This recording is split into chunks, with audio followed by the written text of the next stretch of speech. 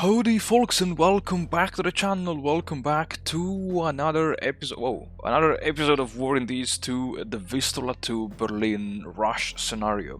So in the last Axis phase, the only interesting thing that happened was this battle here that the Germans launched to free up their mountain regiment here, and it was quite successful because they pushed back my 74th Rifle Division. I think it's back to here, and the division got basically depleted, so it's combat ineffective now. What was very interesting, however, is that I did manage to trap all these units here. I have no idea what these unit is, but for sure we do have the Liebstandarte. We have two Panzer divisions here, actually 5, which is massive. We do have a the Fallschirmjäger number 2 Panzer Grenadier division, and which is equally nice. So this pocket, I think, yeah, it was resupplied. So I think I did learn one new thing. Even if the axes are isolated, if a unit gets resupplied, they don't look like they are, let's say like this one here, isolated or surrounded. Yeah. So the hexes are isolated, but the units do not have this red border around them. So these units will collapse anyway. And the interesting, we do have the 12th SS Panzer Division, the short mustache Jugend. I can say it's the Hitler Jugend. It's historical. YouTube already demonetized my videos anyway, so I don't care. And we also have the the Estonian Grenadier Division, which is nice, which is fine. This turn I may try to surround maybe the 182nd and the 19th Panzer Division as well. And yeah, I mean, these units are totally cut off. And again, once again, as you can see, besides some exceptions like this one here or this one here, the Germans are mostly fielding regiments, infantry regiments. I mean regiments in general along the front line, and this suggests that their situation with the manpower can be pretty dire. And before recording, and I was actually looking at the metrics, and if we have a look at the losses in the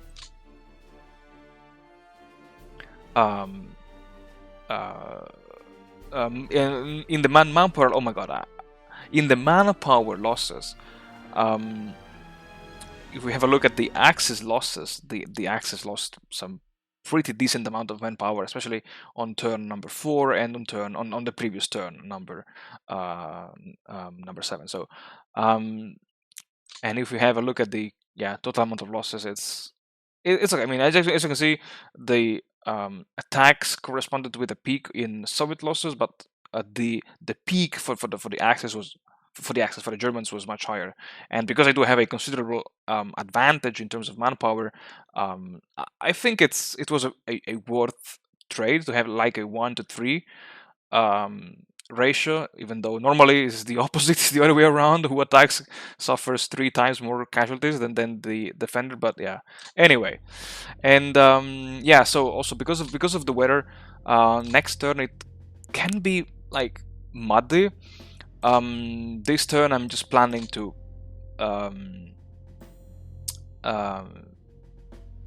isolate. I mean, Königsberg is already isolated, I think, but I just want to again rest my units and prepare them for the final attack on the city. I will wipe out this pocket. I will wipe out this pocket here and this one here. I will just move on with the railway repair actions, and try to encircle the 13th, the 19th Panzer Division and the 182nd Division. and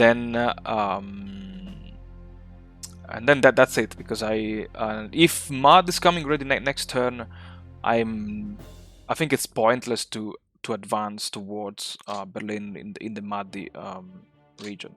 So okay, Poznan is still here, which is weird because Poznan should have fallen already 2 turns ago. I don't get why I see this +1, but yeah, anyway. And Breslau, it's also where is Breslau? Oh, turn 17. Oh wow, that's I mean, Breslau is a juicy target to get, and of course Bratislava, turn 12, which is not too far away, but still, it would be nice to, as always, besiege the city and then pound it with heavy artillery and assault engineers. And events, yeah, the Royal Air Force raids. So that's it. No air directives. I need to rest my Air Force a little bit, is because it's 50% of strength, so I don't want to overstretch my flyboys. And so that's it for the introduction, and let's see how things will unfold on the battlefield. So, looking back at what happened during the Axis phase, I was honestly, let's say, a bit surprised that the Axis attacked me in that X all down to the border with Yugoslavia, because I know maybe I was just overthinking, but I didn't see any tactical value in that attack besides just routing one of my rifle divisions. But anyway, what was, let's say, maybe a bit more stupid from my side was that I might have lost my chance to occupy Bratislava with the coup de man, because if there's one thing that I noticed is that around Bratislava, the German lines were particularly weak, mostly because the Germans AI were just protecting hexes with 1 or 2 regiments per hex, and with with an entire corps, I could have just smashed through the lines, considering that I even had more supplies and more combat preparation points than the Germans. And yeah, Bratislava was almost within reach, but yeah, I just didn't do it. And besides that, Bratislava was also defended just by one division. I think it was an infantry division, but yeah, I can be wrong.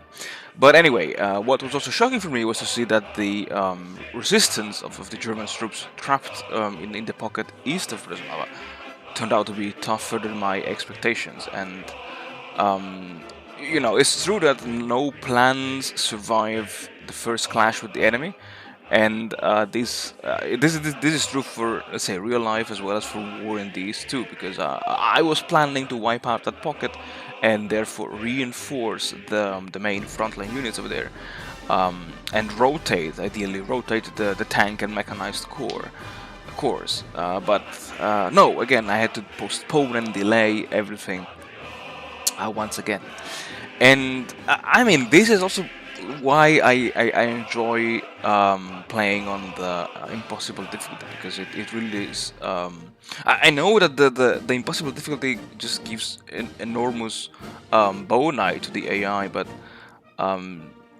I still think it's if you're, let's say, I wouldn't say expert of the scenario, but at least if you know the basics of the game and how does the AI work, I think you should really give it a try in playing with impossible difficulty. And in this regard, honestly, I am so looking forward when I will have more time to have fun in the ground campaign, because playing the Vistula to Berlin scenario is one thing, but trying to either defend the motherland from 1941, in which your front line is collapsing until the very capture of Berlin, or even more challenging when you're trying to rush to Moscow, Leningrad, and Rostov, and ideally within 1941. And yeah, that's gonna be, I think, the challenge of the challenges. And yeah, I mean, besides that, in this scenario, in this turn, I just kept once again crawling forward while keeping up with my supplies and my railway repairs. And yeah, pretty much that's that's the entire essence of this episode. Before the spring, though, I wanted to advance as much as possible, and you know, the AI. True, I was routing many units, but the feeling that I was getting was that the AI would just you know, fall back and prepare new lines with whatever units were left, and this again forced me to circle and surround and isolate and destroy as many enemy units as possible. And yeah, I even I exploited the fact that the AI was most likely evacuating its units from Courland. And this also may explain why I was quite surprised to see so many German units again on the front line, despite all the ones that I have already destroyed in my previous turns. Because yeah, maybe I realized too late, which means right now, while I'm preparing this episode, that the Germans were just redeploying all of their forces from Courland to the main front line. And yeah, this, I mean, pretty bold move, but yeah, makes sense from the AI perspective. Anyway, I hope you folks enjoyed the video. I thank you very much for watching. Thank you very much for supporting the channel. I wish you all the best, and well, stay tuned until the next episode.